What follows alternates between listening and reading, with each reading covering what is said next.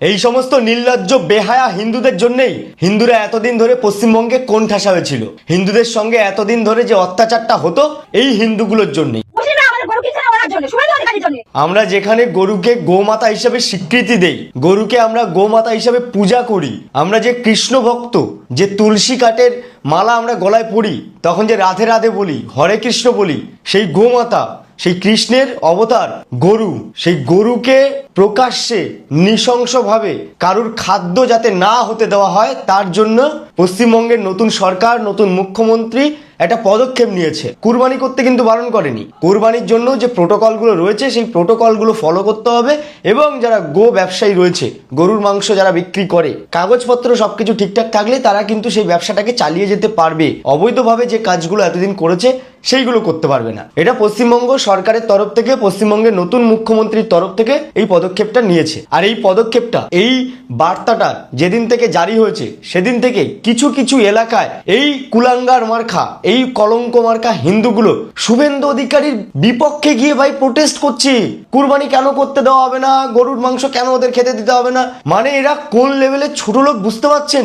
যে বিজেপি সরকার পশ্চিমবঙ্গের হিন্দুদের জন্য লড়াই করেছে, যে এই সোশ্যাল মিডিয়ার ক্রিয়েটাররা যারা রাত দিন হিন্দুদের উপরে যে অত্যাচার হয়েছে তার এগেনস্ট থেকে প্রতিবাদ করে নিজেদের বিপদটাকে নিজেরাই ডেকে এনেছে, যাদের লাশের সন্ধান পাওয়াই যেত না যদি টিএমসি জিততো, যাদেরকে ভোট দিয়ে গা ঢাকা দেওয়ার জন্য এদিক ওদিক পালিয়ে যেতে হয়েছে, তারা এতদিন ধরে যে হিন্দুদের জন্য লড়াই করলো, তারা যেই কাজগুলোর জন্য এতদিন ধরে নিজেদের বিপদ নিজেরাই ডাকলো, আজকে তাদের এগেনস্টে গিয়ে এই গো ব্যবসায়ীরা যারা মুখে হরে কৃষ্ণ বলে অথচ সেই কৃষ্ণর যে অবতার সেই গরুকে বেচে নিজেদের সংসার চালাতো, তারাই এখন রাস্তায় নেমে বিক্ষোভ জানাচ্ছে, তারাই আজকে রাস্তায় নেমে আন্দোলন করছে, তারাই আজকে নতুন মুখ্যমন্ত্রী শ্রী শুভেন্দু অধিকারী মহাশয়ের এগেনস্টে যাচ্ছে। ছি ছি ছি, এরা কারা?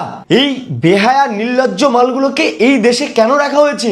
রহিম চাচার খাটে জন্ম নেওয়া এই হিন্দুদেরকে আগে এই দেশ থেকে তাড়িয়ে দেওয়া হোক, নাহলে এরাই কিন্তু এই দেশের জন্য ক্ষতিকর, এই হিন্দুদের জন্য ক্ষতিকর, এই সমাজের জন্য ক্ষতিকর। কুরবানির প্রথা বন্ধ করে দিয়েছে, আমরা খাবো কিভাবে? আমাদের স্বামী এই করে খায়, আর আমার বাচ্চা আছে ছোট ছোট দুটো, আর এই প্রথা আমরা মানছি না, মানবো না।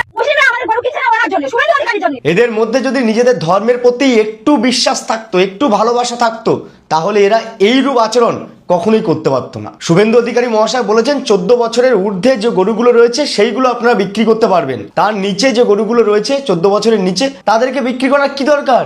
গরুর গোবর থেকে যে জ্বালানি হয় সেই জ্বালানি বিক্রি করেও সংসার চালানো যায়, গরুর দুধ বিক্রি করেও সংসার চালায় অনেকে। তফাৎটা শুধু মানসিকতার, তফাৎটা শুধু সংসার চালানোর পদ্ধতিতে। আপনারা নিশ্চয়ই ডেলি 10,000 টাকা করে সংসার চালান না? তাহলে সেখানে দাঁড়িয়ে যে প্রোটোকলগুলো এই নতুন মুখ্যমন্ত্রী, নতুন সরকার বেঁধে দিয়েছে সেগুলোকে ফলো করুন। তারা তো হিন্দুদের জন্য, এই হিন্দুত্বকে রক্ষার জন্য এতদিন ধরে যে হিন্দুদের কোণঠাসা করে রাখা হয়েছিল সেই লড়াইয়ে হিন্দুদের পাশে এসে দাঁড়িয়েছে নতুন সরকার। তাহলে তাদের পাশে না দাঁড়িয়ে আপনারা কুলাঙ্গারের মতো, কলঙ্কের মতো রাস্তায় নেমে বিক্ষোভ জানাচ্ছেন।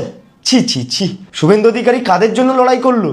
শুভেন্দু অধিকারী সহ আরো যারা যারা রয়েছে, দিলীপ ঘোষ, সুকান্ত মজুমদার, সমীর ভট্টাচার্য, এই আমাদের মতো হিন্দুরা যারা দিন নেই রাত নেই সোশ্যাল মিডিয়াতে প্রতিবাদে আওয়াজ তুলেছে, ভোট দিতে যাচ্ছে তাও বলছে যে উল্টে দিতে হবে এবার, নাহলে কিন্তু আমাদের বিপদ, পাল্টানো দরকার, এই যে পাল্টানো দরকার, পরিবর্তন চাই, এগুলো বলতে গেলেও না আমাদের বিপদ টেনে আসছিল। তবু আমরা বলেছিলাম, আমরা নিজেদের জীবনটাকে বাজি রেখে হিন্দুদের জন্য প্রতিবাদ করে এসেছি। ওই ভোটের রেজাল্টের পরে টোটো অটোর মতো, ওই এবিপি আনন্দের সুমনের মতো উল্টে যায়নি, সঙ্গে সঙ্গে পাল্টে যায়নি। আমাদেরকে অনেক কিছু সহ্য করতে হয়েছে, আমরা ভয় পেয়ে পালিয়ে গেছিলাম, আমাদেরকে বিনা কারণে এফআইআরও করা হয়েছে অনেক সময়। 2021-এর ঘটনা ভুলে গেছেন?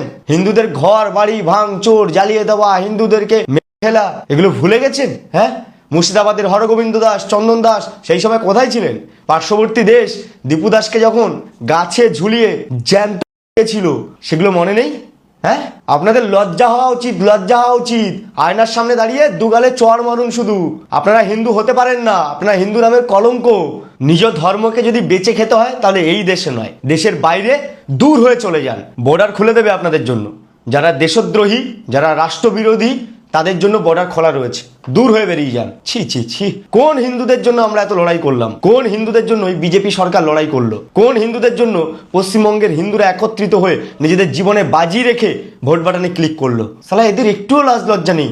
যেখানে আমাদের গোমাতাকে রক্ষা করা হচ্ছে সেখানে দাঁড়িয়ে এই গো ব্যবসায়ীরা, এই ছোট লোক চিটিংবাজ কলঙ্ক কুলাঙ্গার মার্কা হিন্দুরা সেই গরু বিক্রির বিপক্ষে গিয়ে আন্দোলন করছে। এদেরকে যা সেটা ভাঙতে হবে, ঠাটিয়ে ঠাটিয়ে হবে।